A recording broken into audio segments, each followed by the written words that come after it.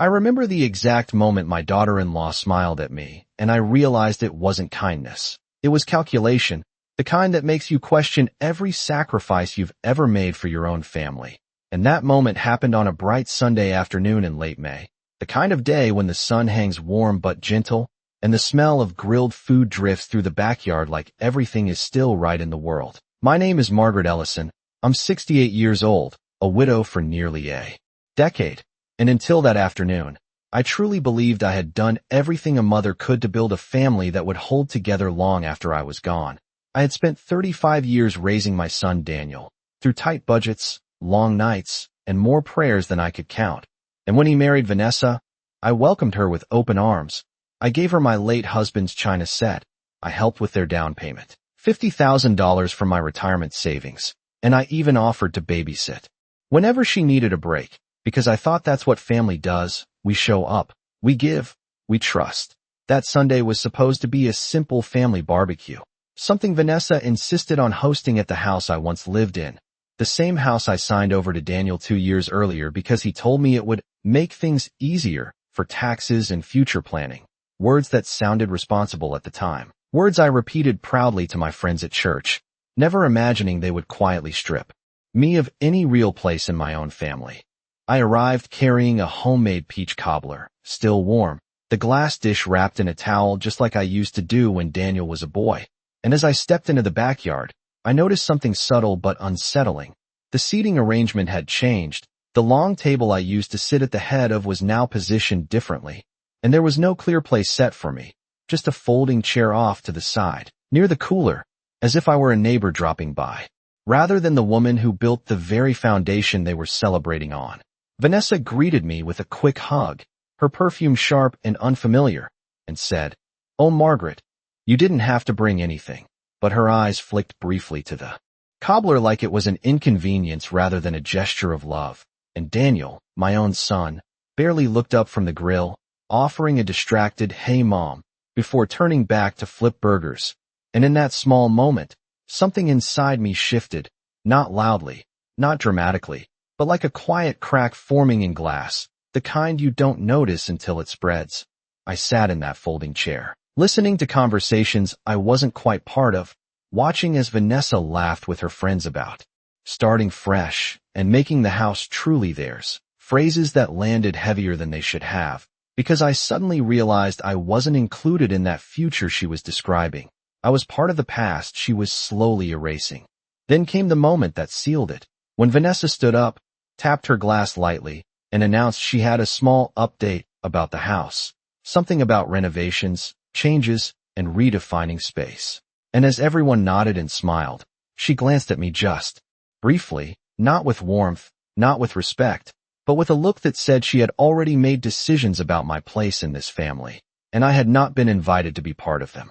The moment she said it, I felt something inside my chest settle into a quiet, heavy certainty, the kind that does not arrive suddenly but builds over years of small, ignored signs. And as I sat there at the long dining table surrounded by familiar faces that now felt strangely distant, I realized that this was not the first time I had been made to feel like an outsider in the very home I had worked so hard to build. It was simply the first time it had been said out loud where everyone could hear it and no one rushed to correct it. My son kept his eyes fixed on his plate, as if the pattern of the porcelain demanded his full attention, and my daughter-in-law leaned back in her chair with a composed expression that told me she believed she had done nothing wrong, as if I were the one who had broken some unspoken rule by expecting respect in a house that once echoed with my own voice giving instructions, laughter, and comfort. I reached for my glass of water, my hand steady despite the storm forming beneath my calm exterior, and I took a slow sip to give myself time, not because I did not know what to say, but because I understood that whatever I said next would not just be a response to a single comment. It would be the beginning of a shift in how I allowed myself to be treated from this moment forward. I set the glass down carefully and looked at her, really looked at her, noticing the subtle confidence in her posture, the way she had already claimed this space as hers entirely, and I wondered when exactly the balance had changed so completely that I had become a guest in my own home. I remembered the day they moved in, how I had told myself it was temporary, how I had welcomed her with open arms, cooking her favorite meals, adjusting my routines, making space in closets and cabinets, telling my friends with a soft smile that having family clothes was a blessing. Even when I felt the quiet discomfort of losing pieces of my independence one by one, and now here I was, being told without hesitation that my place at the table was conditional, that my presence required approval. I could feel the eyes of the other guests flickering between us, waiting for a reaction, perhaps expecting tears or raised voices. But I had lived too long and endured too much to offer either so easily. Instead, I folded my hands neatly in front of me and spoke in a voice that surprised even myself with its calmness. I said that I understood her perspective, that times change and households evolve. But I also reminded her, gently, but firmly, that respect does not disappear simply because ownership papers change names, that kindness is not something that should be negotiated over dinner like a business arrangement, and that I had never asked for anything more than the dignity of being treated as a member of the family I helped create. My son shifted slightly in his seat at that, but he still did not speak, and that silence told me more than any words could have. It told me that I could no longer rely on him to bridge the gap that had formed, that if I wanted to protect what remained of my self-respect, I would have to do it alone. And in that moment, I made a quiet decision, one that did not need to be announced or defended, a decision to step back, to observe, and to prepare, because I had spent a lifetime giving, sacrificing, and forgiving, but I had also learned, through years of experience, that there comes a point when grace must be paired with wisdom, and patience must be balanced with action. And as the conversation at the table slowly resumed around me, filled with forced laughter and shallow attempts to move past the discomfort, I sat there with a small, composed smile, already beginning to see the path ahead more clearly than anyone else in that room could imagine. That night, long after the guests had left and the house had fallen into a strained kind of silence, I remained seated at the kitchen table, listening to the faint hum of the refrigerator and the distant sound of a car passing by outside. And for the first time in many years, I allowed myself to stop pretending that everything was fine. I let the truth settle in fully, not as something painful, but as something clarifying. Because there is a certain peace that comes when you finally see people for exactly who they are instead of who you hoped they would be. Earlier that evening, I had watched my daughter-in-law move through the house with quiet authority, directing small details, correcting arrangements I had made, speaking in a tone that suggested ownership not just of the space, but of the family dynamic itself. And what struck me most was not her confidence, but the fact that no one questioned it, not even my son, who once used to ask for my advice on the smallest decisions. I stood up slowly and walked to the living room, my steps measured, my mind already shifting from reflection to intention, because I knew that if I stayed in this place emotionally, I would begin to shrink, and I had not spent over 6 decades building a life only to become invisible in it. The next morning I woke up earlier than usual, before the rest of the house stirred, and I made myself a simple breakfast, just toast and coffee, the way I liked it, without adjusting for anyone else's preferences. And as I sat by the window watching the early light stretch across the backyard, I began to think practically, not emotionally, about what needed to change. I considered my finances, the house, the documents I had not reviewed in years, and I realized that in my desire to keep peace, I had allowed too many important matters to remain unexamined. I finished my coffee and went to my room, opening the drawer where I kept old files, neatly stacked but rarely touched, and I began going through them one by one, property papers, bank statements, insurance policies, each page a reminder that I still had more control than anyone assumed, and perhaps more than I had allowed myself to believe. Later that day, when my son finally approached me with a hesitant tone, asking if everything was all right, I gave him a gentle smile and told him that everything was perfectly fine, and that I was simply organizing a few things. He nodded, relieved by the simplicity of my answer, and walked away without asking further questions. And that confirmed what I had already begun to understand, that my silence would be underestimated, that my calm would be mistaken for acceptance, and that gave me an advantage I had not expected but was now prepared to use. Over the next few days, I made small but deliberate changes. I scheduled an appointment with my attorney. I reviewed my will, I updated certain accounts, and I made sure that every decision reflected not obligation, but clarity.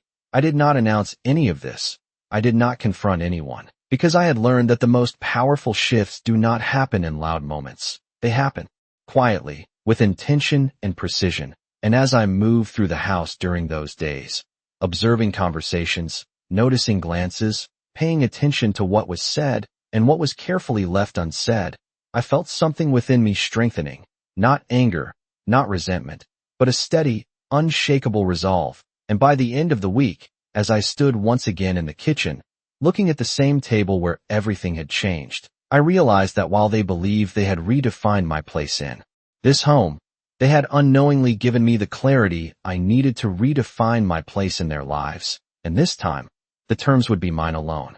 The next morning, I woke before sunrise, not because I had rested well, but because something inside me had shifted in a way I could no longer ignore. For years, I had told myself that patience was strength, that silence was dignity, that enduring small humiliations was the price of keeping a family together. But as I sat at the edge of that narrow guest bed, staring at the suitcase I had not yet unpacked, I realized something simple and undeniable. I was no longer a guest in my own life. I was being managed, contained, and slowly erased. Downstairs, I could hear movement in the kitchen, cabinets opening, a coffee machine humming, the quiet rhythm of a house that no longer included me unless it was convenient. I walked down slowly, each step measured, my hand gliding along the banister that I had once paid to have installed. When I reached the bottom, I saw her standing there, perfectly composed, dressed as if she had somewhere important to be, even though it was just another weekday. She glanced at me briefly, then back at her phone, as if I were background noise. "There is coffee," she said, without warmth. Not good morning. Not how did you sleep. Just an instruction, as if I were a visitor who needed directions. I poured myself a cup and sat at the far end of the table. The distance between us was not just physical. It was intentional, carefully constructed over months, maybe years, brick by brick, word by word. "We need to finalize a few things today," she continued, still not looking at me. "The realtor is coming by at noon." I paused, my fingers tightening slightly around the mug. "Realtor?" I asked, keeping my voice steady. She finally looked up, offering a small, practiced smile. "Yes, we are exploring options. It just makes sense for the future." The future. Such a harmless word, and yet it landed like a quiet verdict. I nodded slowly, as if I understood, even though no one had asked for my thoughts. No one had included me in this future they were planning inside the walls I had built. A few minutes later, my son walked in, adjusting his tie, already halfway out the door in his mind. He kissed her cheek, then glanced at me with a quick, almost guilty expression. "Mom," he said, "we will talk later, okay?" Later. Always later. A promise that never seemed to arrive. I watched them move around each other with ease, sharing glances, small smiles, a silent language that no longer had room for me. And in that moment, something settled inside my chest.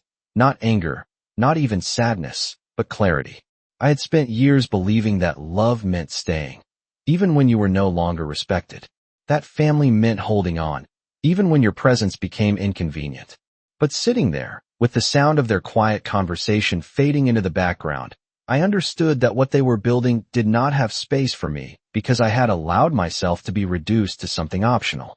I finished my coffee, stood up, and walked back upstairs without a word. The suitcase was still there, half open, waiting. This time, I did not hesitate. I began to pack, carefully folding each piece of clothing, not as someone being pushed out, but as someone choosing to step away. Because for the first time, I was not reacting to what they had done. I was preparing for what I was about to do next. By the time I closed the suitcase, the house felt different, as if it already knew I no longer belonged to it. I stood there for a moment, looking around the room that used to be mine, now carefully rearranged into something temporary, something impersonal. The family photos that once filled the dresser were gone, replaced by neutral decorations that could belong to anyone. Even the curtains had been changed, lighter in color, as if my presence had been quietly edited out piece by piece. I did not rush. I checked every drawer, every corner, making sure I left nothing behind that mattered, not just objects, but pieces of myself. Downstairs, I heard the doorbell ring right on time. Noon. The realtor had arrived, exactly as she had planned.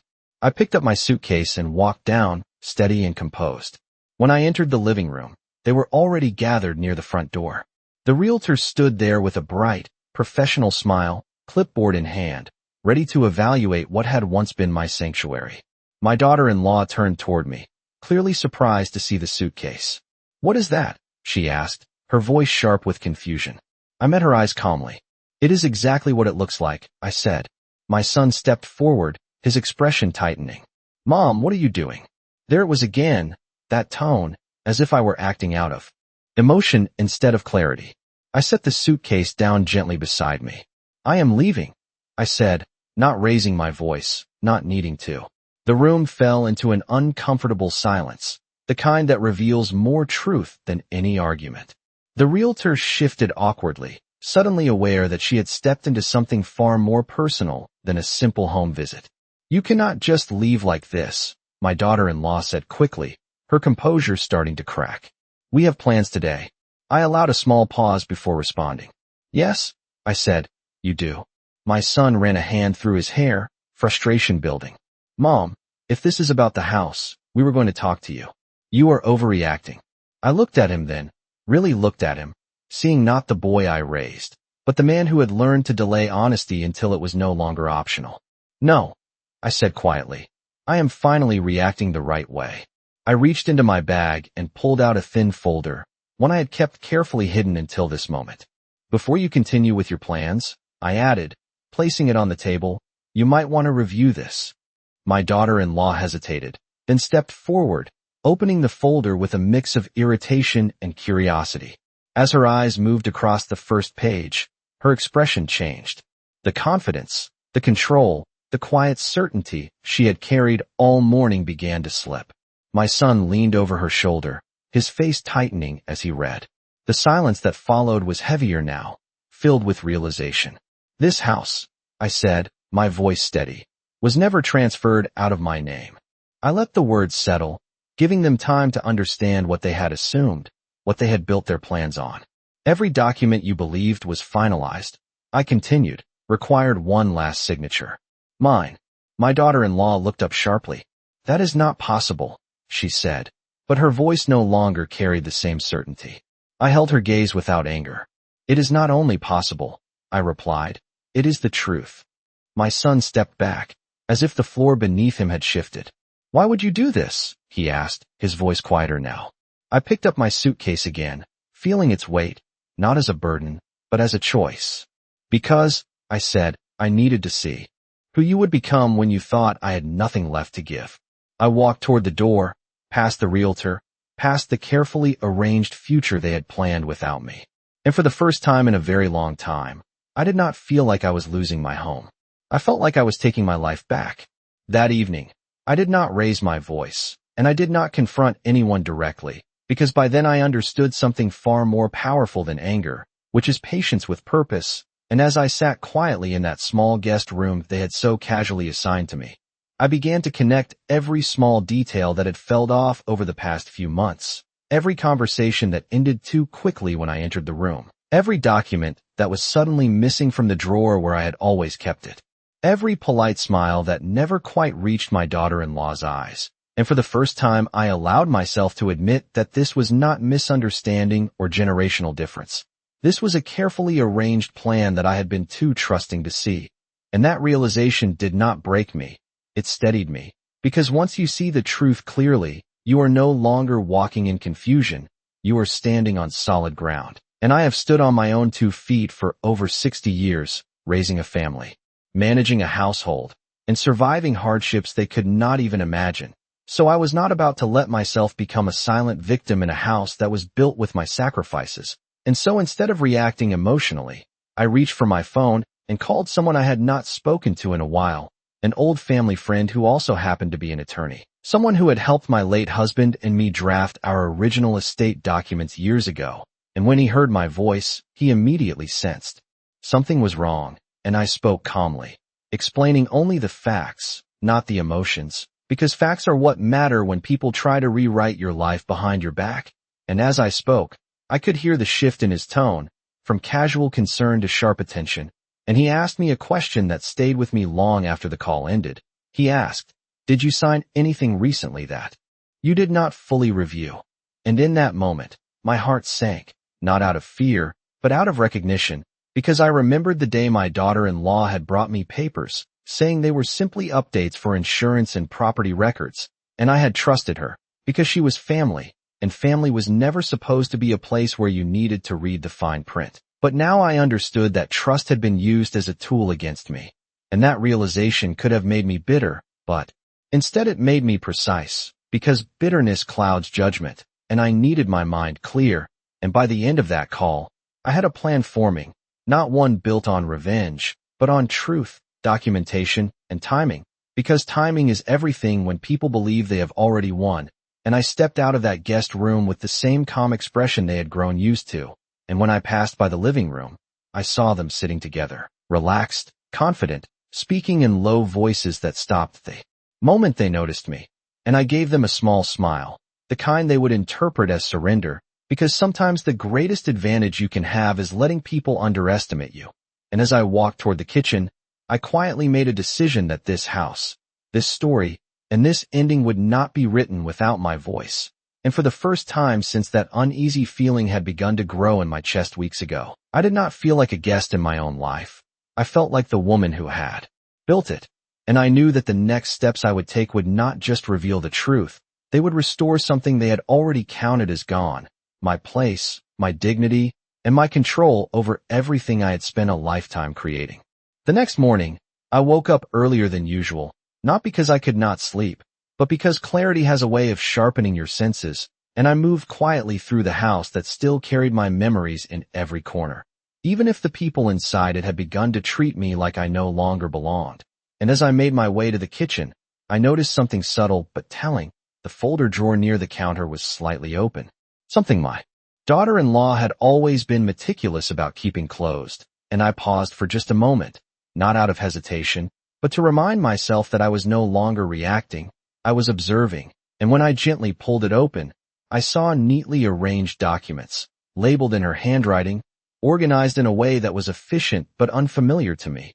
And right there, placed too conveniently, was a copy of what appeared to be a revised property agreement. And I did not rush, I did not panic, I simply read, line by line, every word, every clause, every carefully chosen phrase that had been designed to sound routine, while quietly shifting ownership and authority away from me.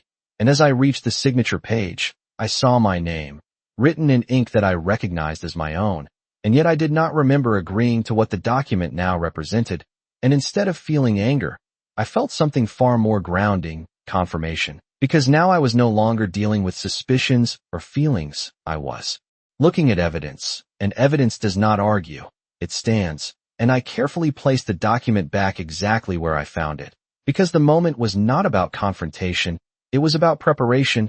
And later that morning, when my son walked into the kitchen with his usual hurried energy, barely making eye contact as he poured his coffee, I studied him quietly, not as a mother seeking affection, but as a woman assessing truth, and I asked him a simple question, one that sounded ordinary but carried weight beneath the surface. I asked, "Have you reviewed all the paperwork recently?"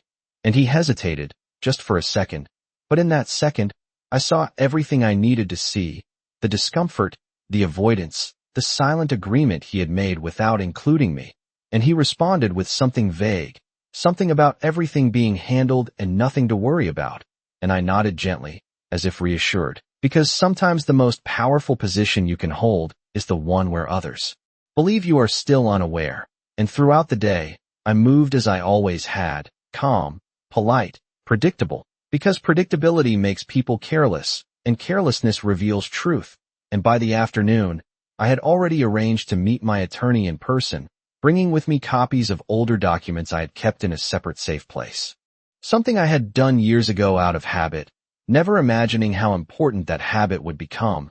And as I sat across from him in his office, I watched his expression change as he compared what I had with what I described, and he explained to me, in clear and steady terms, that what had been done was not only questionable, it was reversible. And that word stayed with me, reversible, because it meant that nothing they had quietly put into motion was final. And for the first time, I allowed myself a small, controlled breath of relief, not because the situation was simple, but because I now understood that I still had power, not loud power, not emotional power, but legal, undeniable power. And as I left that office, stepping into the late afternoon light, I felt something return to me that I had not even realized I was losing, my certainty, and I knew that the next steps would require patience, precision, and timing, but I had lived long enough to know that the truth, when handled correctly, does not need to shout. It only needs to be revealed at the right moment. And when that moment came, it would not be me who felt unprepared.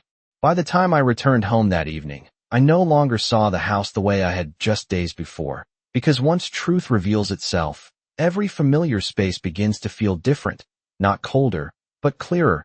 And as I stepped through the front door, I heard laughter coming from the dining area, light and relaxed, the kind of laughter that comes from people who believe everything is going exactly as planned.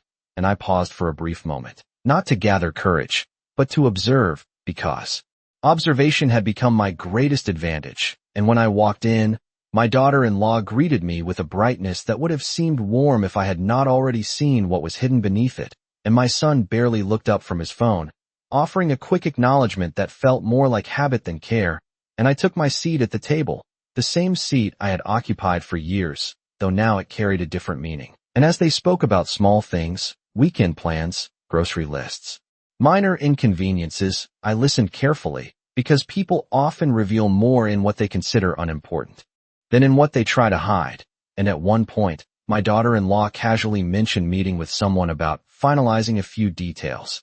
And though she did not specify, I knew exactly what she was referring to, and I simply nodded, as if it were of no concern to me, because there is a quiet strength in letting people continue their performance while you already know the ending. And later that night, as the house settled into silence, I sat alone in that same guest room, reviewing the notes my attorney had given me, every instruction precise, every step deliberate, and I followed them carefully, making copies, organizing timelines, writing down dates and conversations that I had once dismissed but now understood as pieces of a much larger picture. And the more I wrote, the more complete the story became, not the story they were trying to create, but the one that had actually happened. And I realized something important. They had relied on my silence, on my trust, on my unwillingness to question family. But they had underestimated my ability to adapt, and that miscalculation would become their greatest mistake. And the following morning, I made another move, one that seemed small on the surface but carried significant weight. I visited the bank where I had held accounts for decades, greeted by a manager who knew me by name. And in that quiet office, I reviewed every detail, every authorization, every change that had been made recently. And as expected, there were adjustments I had not fully understood at the time, presented to me in ways that felt routine but were anything but. And with calm clarity, I began to reverse what could be reversed, to secure what was still mine, and to ensure that no further changes could be made without my direct and informed consent. And the manager, respectful and attentive, followed every instruction without question, because on paper, my authority had never truly disappeared. It had only been obscured. And as I left the bank, I did not feel victorious. I felt steady, grounded in a way that does not come from emotion, but from certainty. And that afternoon, when I returned home, nothing outward had changed. The same walls, the same furniture, the same familiar routines. But beneath the surface, everything was shifting, because I was no longer reacting to their actions. I was quietly reshaping the outcome, and they did not see it. Not yet, because they were still moving forward with the confidence of people who believe they are in control, and I allowed them that belief, because sometimes the most effective way to reveal the truth is to let it unfold fully, without interruption, until there is no way left for it to hide. 2 days later, everything began to align in a way that confirmed what I had already prepared for, because there was a noticeable shift in the atmosphere of the house, a quiet urgency beneath their usual routines. And that morning my daughter-in-law approached me with a carefully measured tone, suggesting that we all sit down together later that evening to go over a few important updates. And her choice of words was deliberate, soft enough to sound respectful, but structured enough to signal that decisions had already been made. And I looked at her with calm attentiveness, nodding as though I appreciated being included, even though I understood that this meeting was not about inclusion, it was about presentation.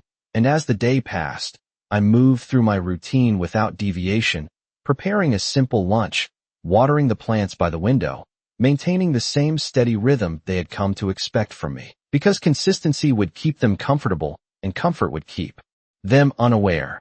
And by the time evening arrived, the dining table had been cleared and organized in a way that felt almost formal, documents placed neatly in a folder at the center, pens aligned beside them, everything arranged to create the appearance of order and legitimacy.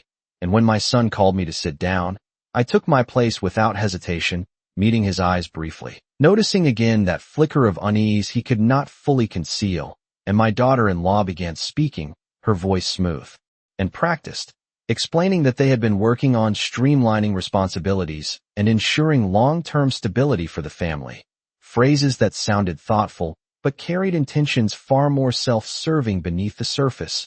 And she opened the folder, sliding the documents toward me with a gentle push, as if offering something beneficial, and I placed my hands on the table, not reaching for the papers immediately, but allowing a moment of silence to settle, because silence has a way of unsettling those who expect quick compliance. And when I finally looked down at the pages, I recognized the structure instantly. Revised ownership terms, adjusted financial authority, carefully worded clauses that would gradually remove my control while maintaining the appearance of my consent.